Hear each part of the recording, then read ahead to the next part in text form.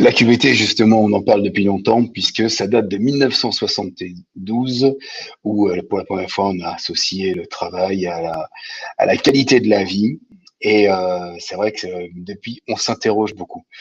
Aujourd'hui, ce qu'on voit sur la slide suivante, voilà, c'est que la loi Rebsamen en 2013 a transformé ça en un cadre légal et la QVT intègre aujourd'hui aussi tout ce qu'on appelle les RPS, donc les risques psychosociaux. Et c'est bien ces risques psychosociaux-là qui sont au cœur de la discussion aujourd'hui puisque le Covid a quand même créé une accélération de ce sentiment de fatigue, de ce sentiment de solitude pour tous les gens qui ont travaillé à distance, voire les gens qui n'étaient plus en télétravail mais qui ne travaillaient pas et qui ont ressenti une notion d'abandon, une notion de risque de perdre son emploi puisqu'on n'était plus dans son entreprise et on attendait en fait un espèce de départ, de retour qui est en cours actuellement mais qui à lui-même ne solutionnera pas tout. Je vous invite à aller voir l'étude, l'enquête de l'ANACT-ARACT qui est sortie hier, donc, où on est en France, sur les personnes qui sont interrogées, 39% ont appréhendé un retour en entreprise. 39%, c'est énorme, avec 40% qui sont dans ces personnes-là qui sont des managers, qui sont impactés très directement par la responsabilisation de tout ça, la responsabilité et aussi le retour à un management qui risque d'être complexe. On est quand même aussi sur une vraie problématique de peur de retrouver des gens, tout à fait on en a envie, mais on en a aussi un peu peur. Et ça fait partie de ce vrai problème de ce retour à l'emploi, où on a 37% de personnes qui pensent que les relations de travail se sont dégradées. Donc, être seul chez soi était sûrement intéressant et peut être compliqué à vivre. Mais ce qui est fou, c'est que les relations de travail ont perdu 20%. C'est-à-dire qu'on avait 17% de relations de travail difficiles en 2020, on en a 37%. 63% d'entre nous ont peur et ont le sentiment, pardon, de travailler plus, beaucoup plus en télétravail, et ils pensent réellement que la surconnexion les a épuisés. Alors c'est vrai, d'être connecté épuise, vous voyez vous-même, on voit moins de monde, on ne pouvait pas voir forcément ses amis ou ses parents, mais en plus on était connecté en permanence. Donc on avait une impression très forte qui s'appelle aujourd'hui le blurring. On en parle peut-être sur la slide suivante, je vais voir. Et le blurring, c'est une notion américaine qui explique un petit peu le flou le manque de discernement entre la vie privée et la vie publique. C'est très complexe, mais vous verrez qu'aujourd'hui, on a besoin de retrouver un sens à sa vie professionnelle, comme on a eu besoin de trouver peut-être un sens à sa vie personnelle. Et c'est la première fois qu'on a un petit peu ces deux côtés qui se sont alambiqués ou qui sont écrasés l'un sur l'autre, puisque même en regardant une caméra, on a le fond de votre maison, on a le fond de votre vie. Quelquefois, il y a une personne qui passe pas. Ça dit beaucoup sur qui vous êtes, ça dit beaucoup sur comment vous êtes, comment vous donnez l'image de vous-même. Plein de personnes ne mettent plus les caméras, donc on a une espèce de visio sans caméra, ce qui est quand même un fonctionnement très étrange. Et on a plus ce contact social. Donc le besoin social est important aujourd'hui. La culture de l'entreprise, c'est une vraie valeur. Si votre culture n'a ou n'a pas de raison d'être, ça va se sentir assez vite. Si vous avez l'impression en plus de faire du mal à la planète, c'est aussi une valeur de la QVT. C'est la notion d'environnement, mais de sa place dans la société. Et si une entreprise fait du pétrole aujourd'hui, elle sera peut-être plus à même d'avoir des problèmes de à quoi je sers et est-ce que je sers vraiment à la planète ou pas. Et c'est des vraies questions qui ont été abordées dans un environnement qui nous a impacté. On n'a pas souhaité tout ce qu'on a vécu, mais ça nous a impacté, ça nous a fait réfléchir. De même, on a besoin d'un droit à l'erreur accentué, puisque d'être sous vidéo, d'être toujours en présence avec un œil extérieur, nous oblige un petit peu à toujours être disponible. On prend des rendez-vous uniquement par Zoom, on est tout le temps fliqué ou pas fliqué, mais on est quand même ce sentiment d'être surveillé et on a besoin de ce droit à l'erreur en entreprise depuis toujours. C'est ce qui fait aussi que des personnes qui se donnent corps et âme à leur métier, malheureusement, tombent dans le burn-out puisqu'ils n'ont pas assez de reconnaissance ou au bout d'un moment perdent la reconnaissance, voire la valorisation de leur travail. Donc, c'est très important de remettre ça dans la valeur du travail. Aujourd'hui, ça a toujours été, mais aujourd'hui encore plus qu'avant, je dirais. Alors, il y a 7 valeurs sur le slide suivant. On va trouver les 7 valeurs importantes à cette notion de QVT. Le contenu du travail, c'est ce que vous faites, à quoi ça sert et comment vous le faites. Les relations aux collègues. N'oublions pas que ça fait partie aussi de notre vie, nos collègues de travail. Des fois, il y a même des interactions vie privée, vie professionnelle, mais les collègues font partie de notre vie. La hiérarchie, le management est une part très importante dans la qualité de vie au travail et le management aujourd'hui est ressenti dans la même étude de l'ANACT, ressenti aussi comme un risque de surmanagement ou de surprésence des managers alors qu'on a travaillé tout seul pendant 6 mois. Donc tout d'un coup, on va avoir des ordres peut-être directs alors que quelque part, on s'est débrouillé et ça a bien fonctionné sans. Questionnement aussi de management inter-organisation et peut-être pas du top-down en permanence, mais peut-être un manager plus linéaire à trouver. L'environnement du travail, bah évidemment, les RPS, c'est ce que j'ai mal quand je bosse et on a vu le problématique de travailler à la maison, c'est pas simple. Et c'est surtout dans quel univers je suis. Relation d'organisation, on en parlait, c'est ce que fait votre entreprise dans l'univers, son impact écologique très important aujourd'hui, environnemental et surtout à quoi ça sert. Il y a une notion de sens qui est primordiale après le Covid. Ça nous a plongé pendant 1 an dans une ambiance mortifère, ce qui veut dire qu'on a pris conscience qu'on n'était pas éternel, que les gens qu'on aime et même nous pouvaient être atteints de maladies et être hors jeu pendant un peu de temps, voire mourir. Donc ça nous a donné tout d'un coup une espèce de valeur forte sur à quoi ça sert et à quoi ce que je fais de ma vie me sert. On en parlait, la limite vie pro, vie perso. Si je peux vous encourager à plus faire de mails après 18h ou 19h et de ne pas en faire le week-end, c'est aussi décrocher de vos téléphones portables qui sont devenus un lien permanent entre le boulot. C'est même une justification de décrocher. On dit c'est le travail. Alors que globalement, au bout d'un moment, il faudrait que ce soit pas le travail. Il faudrait que ce soit des amis ou ce soit un plaisir personnel. Donc voilà. Et enfin, plus important, l'équilibre personnel. Vous voyez, c'est la dernière valeur, mais elle englobe tout. Techniquement, le travail, c'est une partie de la vie. Si vous avez une vie personnelle qui est en recherche ou qui est un peu ballottée, le travail ne va pas forcément vous aider à aller mieux. Donc, il ne s'agit pas de rêver, mais il faut faire de ça un tout et une réflexion autour de tout ça. C'est pour ça qu'on va voir sur la slide suivante. La vraie question qu'on se pose au sein d'Edel et du Black Bureau, c'est souvent on rencontre des entreprises, on leur demande où est-ce que vous en êtes. Puisqu'il y a une partie qu'il ne faut pas oublier, c'est que sorti de cette crise, on va avoir besoin d'en parler. On va avoir besoin de gérer ce traumatisme qu'on a vécu. Alors, on peut le minimiser en disant c'est bon, les cafés ouvrent, sûrement, mais vous verrez que très vite, les discussions vont tourner autour du comment ça s'est passé, comment tu l'as vécu. Et même si on n'en parle pas, on va garder ce traumatisme, puisque nos familles ont été impactées, nos enfants, leurs études, leurs non-études, nos conjoints, nos amis, ils ont perdu leur boulot, ils vont peut-être le perdre. Il y a quand même un espèce d'angoisse qui est forte. Et donc, c'est comment on va gérer ça, comment est-ce qu'on va recréer au sein de l'entreprise et éviter ces limites et ces interactions personnelles de travail, non-travail, sortir de cette zone de brouillard, puisqu'aujourd'hui, on ne peut plus dire, on verra après le Covid. On part du principe, et on touche tous du bois, qu'on est sorti de cette situation dramatique. Donc, quelque part, maintenant, cette réponse ou cette non-réponse n'est plus extrêmement intéressante. Ce qui est intéressant, c'est qu'est-ce qu'on veut derrière. Et là, je vous encourage à vraiment vous interroger sur la raison d'être de votre entreprise, c'est-à-dire la notion de forte, de à quoi sert ce que votre réveil du matin, pourquoi vous allez les faire. Je fais une parenthèse. Votre entreprise, c'est surtout vous-même aussi. C'est-à-dire que si vous-même n'avez pas trouvé, n'avez pas enfin acquis le pourquoi vous faites ça, qu'est-ce qui vous plaît dans la vie, qu'est-ce que vous avez envie de faire de votre vie, on ne peut pas demander à l'entreprise de trouver la solution pour vous. Donc, c'est un travail à faire pour nous déjà, pour l'entreprise après, et l'entreprise va créer avec la QVT une espèce de zone intéressante de réaction par rapport au travail sur votre environnement personnel. Mais il y a aussi un travail personnel à effectuer, je pense, actuellement, sur vraiment ce que vous avez envie et de vous donner les moyens et de trouver les compétences en vous-même déjà, de prendre en main la suite de votre vie. Si le Covid a pu servir à ça, c'est peut-être une bonne chose de se dire, finalement, j'étais en train de devenir tarte dans mon boulot, ou j'étais en train de tourner en rond. On ne peut pas tout rejeter sur l'entreprise ou sur son management. Il faut aussi regarder ce qu'on a envie d'être, nous. Et c'est là-dessus que tout ce qui est intelligence émotionnelle, démarche personnelle peut être intéressante dans le cadre du QVT, mais aussi dans le cadre perso pour vous-même.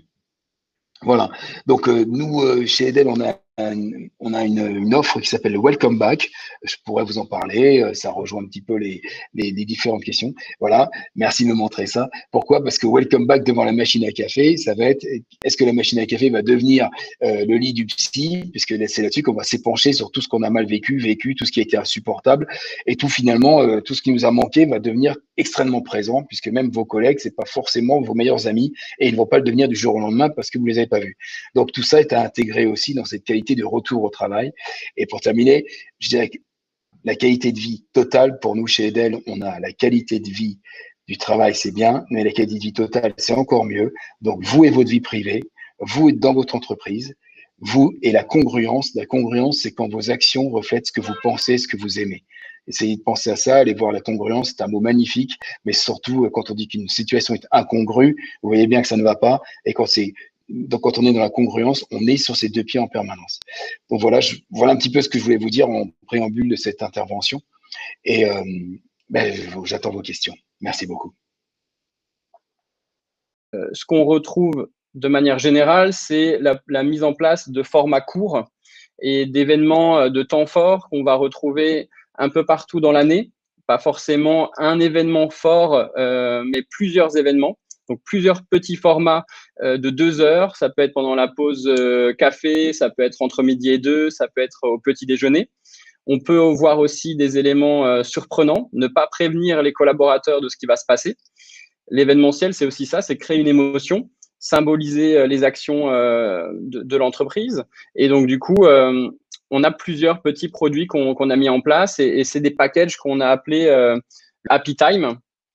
Donc, d'abord, dans un premier temps, on va fédérer les cadres de l'entreprise sur ces Happy Time pour qu'ensuite, on puisse, avec eux, créer des temps forts tout au long de l'année pour les collaborateurs dans les différents services.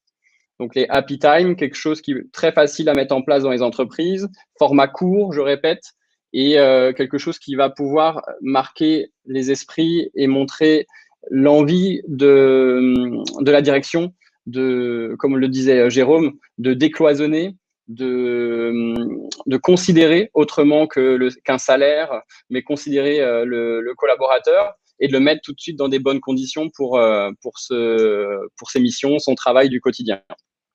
Donc, on le voit ici dans la chaîne suivante, des brise-glaces. Donc, et brise-glaces, pour ceux qui ont une idée, voilà, c'est des temps forts marquants, comme on disait avant, une surprise sur le parking de l'entreprise où on va retrouver des food trucks, une ambiance terrasse qui nous a tant manqué. Ça, c'est des choses comme ça, des brise-glaces qui permettent aussi de capter l'attention des gens et des collaborateurs et d'attirer, bien sûr, un maximum de gens. Ça peut être des livraisons de glace en été quand il fait chaud. Mais voilà, c'est d'avoir en fait de l'empathie. Et cette empathie, à travers l'événementiel, on peut le symboliser. Ça va être des animations ludiques, des décorations aussi pour Pâques, pour Halloween. On peut imaginer de transformer les bureaux ou quand les gens arrivent le matin à leur bureau, qu'il y ait des petites surprises, leur bureau qui soit transformé à la période de Noël ou à tout autre temps fort de l'année. Mais en tout cas, la décoration peut être aussi une solution pour amener le collaborateur à être content de venir et se dire peut-être que chaque jour, j'aurai une surprise, il faut que je vienne au bureau et au lieu de rester en télétravail.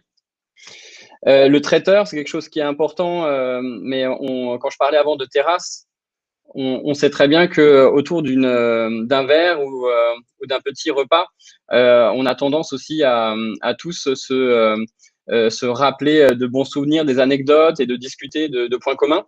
Et c'est vrai que cette fameuse terrasse ou temps fort sur un petit déjeuner avec pourquoi pas un thème détox et un vélo smoothie ou des choses comme ça à créer où on va pouvoir aussi en même temps donner des recettes aux collaborateurs. C'est des choses assez simples, mine de rien, mais qu'on peut mettre en place très facilement dans l'entreprise. Le Happiness Manager, c'est quelque chose qu'on entend aussi beaucoup parler. Nous, dans l'événementiel, on l'utilise. On a toujours un maître du temps qui gère le côté vraiment opérationnel de nos événements. Mais on a aussi maintenant un doublon qui est en fait là uniquement pour l'ambiance, créer l'ambiance qui est importante, faire attention qu'il n'y ait personne qui soit seul. C'est souvent une personne qui va du coup connaître très bien les collaborateurs et c'est souvent des gens qu'on va remettre en place souvent sur les mêmes événements parce que comme on disait avant, des anecdotes, des souvenirs, c'est quelque chose qui se crée au fur et à mesure. Et ensuite, on a aussi la possibilité de donner la parole aux gens ou de transmettre, comme Jérôme l'avait fait au départ, certains éléments de compréhension de pourquoi on en est là aujourd'hui avec cette situation tendue. Et c'est vrai qu'on a identifié plusieurs intervenants qui peuvent venir sur les entreprises. Et ça va être très large, ça va être dans le domaine de l'économie, de l'intelligence émotionnelle, ça va être transition numérique. Voilà, l'idée, c'est de donner la parole à des personnes de l'extérieur de l'entreprise. Et l'événementiel, ça sert à symboliser tout ce que vous faites au quotidien en tant que RH ou assistant de direction ou cadre. L'idée, c'est de venir en plus des actions que vous menez au quotidien pour donner un temps, un souffle, exprimer aussi, parce que la communication est importante. On fait plein de choses, mais c'est important aussi de prendre le temps d'en parler. Et c'est quelque chose qui peut être que utile pour la qualité de vie au travail. La suite, c'est donner la parole à Justine, qui est avec nous aujourd'hui. Bonjour tout le monde. Alors, merci Jonathan, merci toute l'équipe d'Innov Events d'avoir pensé au CRM comme exemple pour qu'on puisse vous parler un petit peu de nous, notre QVT, comment on l'a développé. Donc, je vais pouvoir commencer évidemment en vous présentant ce que c'est que le CRM très rapidement, parce que c'est pas évident. Donc, CRM, Centre de réadaptation de Mulhouse. Nous sommes un établissement de soins et de rééducation, c'est-à-dire que nous avons des patients, très vulgairement, on pourrait être comparé à un hôpital. En plus de cette partie d'hospitalisation, de soins, nous avons une partie orientation et formation professionnelle. Donc, on a d'un côté un hôpital et d'un côté une école pour des personnes en situation de handicap.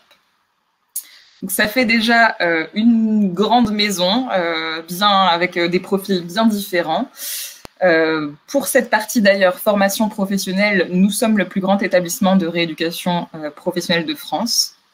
Donc, en tout, nous avons environ 450 salariés. Nous formons 416 personnes, donc les personnes qui sont en situation de handicap, et nous accueillons environ jusqu'à 2500 patients par an. Donc ça, c'est une donnée qui est très relative puisque les patients que nous accueillons en rééducation fonctionnelle peuvent être à la fois en hospitalisation complète comme à la fois en hospitalisation de jour. Ils peuvent rester parfois un mois comme ils peuvent rester un an. Donc voilà, on accueille beaucoup de patients, mais cette donnée est tout à fait relative. Donc notre mission, c'est vraiment accompagner ces personnes, que ce soit les patients ou les personnes en formation professionnelle, vers une autonomie, que ce soit le retour à l'emploi ou tout simplement le retour à la vie du quotidien pour des personnes qui auraient une pathologie, pour des personnes qui auraient un handicap. Et c'est vrai que du coup, dans notre centre, nous avons vraiment des métiers tout à fait différents. On a plus de 50 métiers différents. On pourra avoir à la fois des infirmiers comme à la fois des métiers plutôt de bureau, des RH et également des formateurs pour la partie cours et formation pro. Donc, sans plus attendre, je vous présente un nuage de mots-clés de tout ce qu'on arrive à faire en QVT. Et encore, je suis sûre que j'en ai oublié, c'est certain. Puisque depuis 2016, au CRM, on a vraiment mis en place cette politique de bien-être, cette démarche QVT qui met vraiment l'accent sur le bien-être, le fait que les activités soient toujours plus diverses. Donc là, vous pouvez vraiment lire, prendre le temps de regarder un petit peu ce que je vous présente. Je reviendrai plus en détail sur la notion d'Artothèque juste après. Mais si vous regardez ce qui est vraiment mis sur fond bleu, ce qui ressort le plus, c'est ce qui est vraiment dans notre quotidien ancré depuis des années. Par exemple, nous avons une micro-crèche. Elle a été ouverte en 2017 au CRM. Donc, elle accueille une dizaine d'enfants de nos salariés. C'est vraiment un petit cocon, une petite bulle de douceur qui est un vrai plus pour le quotidien de nos salariés. Vous pouvez lire, voilà, boîte à livres, les cadeaux d'anniversaire. Donc, chaque année, on offre et on crée soit une carte, soit un petit cadeau. Si vous me voyez à la webcam, je vous montre le cadeau 2021 qui est assez sympa et que j'ai hâte de tester. C'est un petit bol pour faire des cookies. Donc, ça a été préparé par notre service de restauration. Voilà, rempli par le service de restauration, collé par mes collaboratrices du service RH et créé par moi-même pour le côté étiquette avec petite info. Donc, c'est en même temps un projet qui rassemble plein de métiers différents et qui fait plaisir. Vraiment, les retours sur ce cadeau d'anniversaire sont très, très positifs. Donc, voilà, on a vraiment chez nous des activités très, très diverses. Ce serait très difficile de tout vous expliquer de manière détaillée. Mais on a à cœur d'exploiter à la fois de l'événementiel et à la fois d'avoir des choses qui s'ancrent dans le quotidien. On a des carrés potagers qui ont été mis en place dans nos murs. On a un café littéraire qui arrive tous les mois. Voilà, c'est assez divers et varié. Et je vais vous présenter plus en détail l'Artothèque. C'est un exemple que j'aime bien mettre en avant parce que si vous l'avez bien compris, chez nous, nous avons des patients, des personnes en formation professionnelle.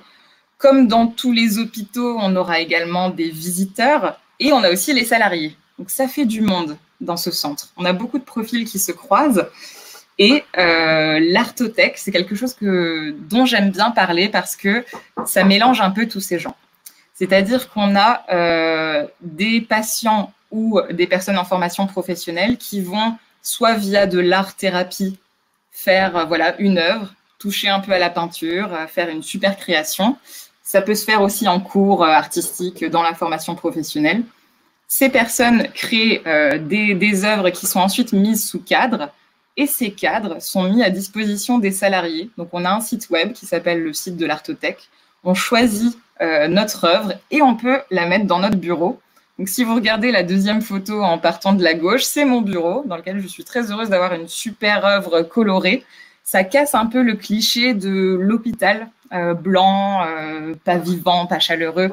Donc, ça fait du bien, ça fait profiter les salariés et également les visiteurs, tous les usagers du CRM qui, en se baladant dans nos couloirs, vont tomber sur des œuvres assez sympas et qui intriguent, qui font souvent se poser la question. Donc ça, je trouve que c'est une chose assez simple à mettre en avant et qui colle vraiment à notre identité parce qu'on a réussi à toucher un petit peu tous les acteurs du CRM. Donc, on peut passer à la slide suivante.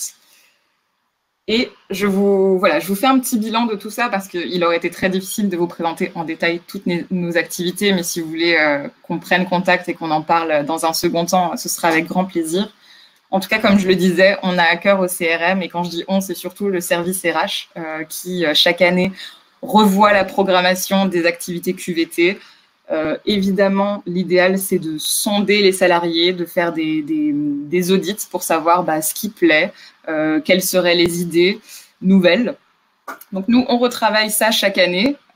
Évidemment, les choses qui plaisent, on les remet au goût du jour. On peut même les améliorer. Par contre, si quelque chose n'a pas fonctionné, on va pas le refaire, évidemment. On va toujours essayer de proposer des différents créneaux, de changer un peu le rythme de tous ces ateliers, tous ces événements. On essaye toujours de mélanger les publics. Donc, si on peut parfois se faire se rencontrer les salariés et également les personnes en formation professionnelle et pourquoi pas les patients, on le fera pour partager un moment, se rencontrer. Donc, on mélange les profils, on mélange également les métiers. On essaye de plus en plus, et j'insiste là-dessus puisque c'est mon métier, de communiquer de manière plus régulière. C'est-à-dire on a d'ailleurs mis en place quelque chose de très simple, mais que l'on ne faisait pas il y a encore quelques mois. C'est envoyer tout simplement un mail par mois avec le récap des activités du mois. Donc nous, c'est vrai qu'on propose beaucoup de choses, donc c'est important de le rappeler. Voilà, les petits rendez-vous, les petites choses dans lesquelles vous pouvez encore vous inscrire. On a des ateliers d'orthographe, il y a les carrés potagers où on peut toujours raccrocher le train s'il est déjà parti en marche et qu'on se dit « mince, j'ai loupé la date de lancement, c'est foutu, je ne peux plus suivre l'activité ». Non, on peut toujours, c'est toujours ouvert. Donc voilà, on a cette com régulière qui passe tout simplement par un mail. Je vous l'ai même mis en petite légende sur le côté, c'est très simple. Le récap des dates. Et depuis qu'on a fait ça, donc on n'a pas fait ça depuis longtemps, c'est depuis le mois de mai, on voit qu'il y a de nouvelles personnes qui s'inscrivent. Donc c'est simple et ça fonctionne. On a aussi au CRM un magazine interne, des écrans dynamiques, des tableaux d'affichage. Donc dès qu'on peut mettre en avant un événement via une affiche, évidemment, on le fera. On ressent déjà des effets positifs, donc des nouvelles participations, notamment grâce à ce petit mail qui est tout nouveau et qui est simple à mettre en place et qui fonctionne. Les groupes sont de plus en plus hétéroclites. Il y a du bouche à oreille, on entend des bruits de couloir. Si on a bien aimé un atelier, on va en parler à nos collègues avec qui on s'entend bien et ils vont peut-être s'accrocher au prochain atelier et participer. On remarque aussi que les managers jouent le jeu et motivent leurs équipes. Un exemple que j'aime bien donner, c'est un cadre de santé qui est en train de motiver ses équipes pour un prochain événement qui est en fait un challenge entre services. Donc, on va se retrouver dans quelques jours pour un molki où différents services vont s'affronter. Donc, il y aura service compta, les formateurs de telle filière, etc.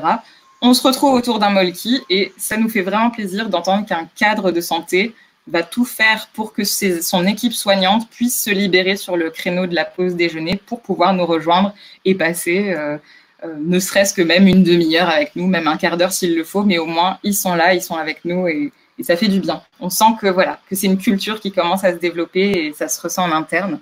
Et du coup, les salariés, au final, deviennent acteurs eux-mêmes de la QVT. On peut passer à la dernière diapo et je finirai rapidement sur les nouveautés qu'on a mis en place au CRM, que ce soit pour 2020 ou 2021, parce que bien évidemment, on a vécu une crise de plein fouet. Évidemment, les activités QVT ont été mises en pause parce que vous l'avez compris, on est un établissement de santé, donc la priorité, c'était déjà de survivre à la première vague qui était très, très difficile pour nos soignants, mais on a d'ailleurs, pour la petite anecdote, réussi à créer du lien entre les personnes qui étaient en télétravail, en confinement, et les soignants qui étaient sur le front. On envoyait des messages positifs via les écrans dynamiques. Il y a eu un beau soutien, il y avait des cadeaux. Enfin voilà, il y a eu vraiment un échange, encore une fois, entre différents métiers qui s'est animé et qui a fait du bien à nos équipes. On essaye de toujours proposer des créneaux plus larges. Donc, on organise une brocante au CRM, c'est-à-dire qu'on met à disposition du matériel dont on ne se sert plus. Ça peut être du matériel de bureau, des chaises, des ordinateurs, je veux dire n'importe quoi, comme aussi de la vaisselle ou encore de la déco. On organise une brocante, on invite tous les salariés à des créneaux différents. D'ailleurs, bravo aux collaboratrices, parce que je sais qu'il y en a une qui est connectée, qui ouvrait la brocante à 7 h du matin pour les équipes de nuit, pour que le personnel soignant puisse aussi visiter la brocante et pouvoir s'inscrire sur les objets qui les intéressaient. Donc, c'était le principe. On s'inscrit sur un objet qui nous intéresse et si on est plusieurs à apprécier cet objet, il y a un tirage au sort et après, on peut gagner le petit cadeau de la brocante, du CRM. On a aussi, évidemment, en termes de nouveautés, transformé des activités en visio, puisqu'on a des ateliers d'orthographe, on a le café littéraire où en général on se rencontre, mais on ne va pas l'arrêter pour autant parce qu'en visio, ça se fait aussi. Donc ça, c'est des choses qui ont pu évoluer et ne pas s'arrêter, et c'était important de maintenir le lien. Cette année, on organisera pour la première fois une journée citoyenne, donc on va un peu améliorer et embellir notre environnement. On va nettoyer, on va passer un coup de Karcher sur la terrasse, on va faire des choses entre salariés différents profils. Il y a eu un nouvel atelier de peinture sur galet. Cette année, l'association, parce que nous sommes une association à but non lucratif, fête ses 75 ans. Donc, il y aura aussi plein de surprises qui sont déjà mises en place et qui continuent pour cette année. Nous avons des propositions de nos collaborateurs. Donc, ça, c'est encore une fois un effet positif. On a une formatrice qui proposera d'organiser un atelier photo prochainement, une infirmière qui proposera une initiation de naturopathie et un formateur qui a envie de nous faire profiter de ses cours de danse latine. Donc, c'est chouette. On sent que la culture QVT a carrément pris racine et se développe au CRM. Et si je devais finir par un petit conseil, si je peux me permettre, je vous dirais inspirez-vous forcément, parce que là c'est vrai qu'on est très nombreux et on a beaucoup de choses à proposer au CRM. Vous pouvez vous inspirer, vous pouvez reprendre le nuage de mots-clés en vous disant bah tiens, nous aussi on va faire ça. Mais ce qui est super important, c'est de trouver chez vous votre richesse interne, votre personnalité d'entreprise pour vraiment comprendre ce qui est l'activité qui plaira au plus de personnes, qui rassemble, qui fédère, et puis toujours se renouveler, s'adapter et améliorer les choses. Et c'est parfois très simple à mettre en place, et ça fonctionne bien.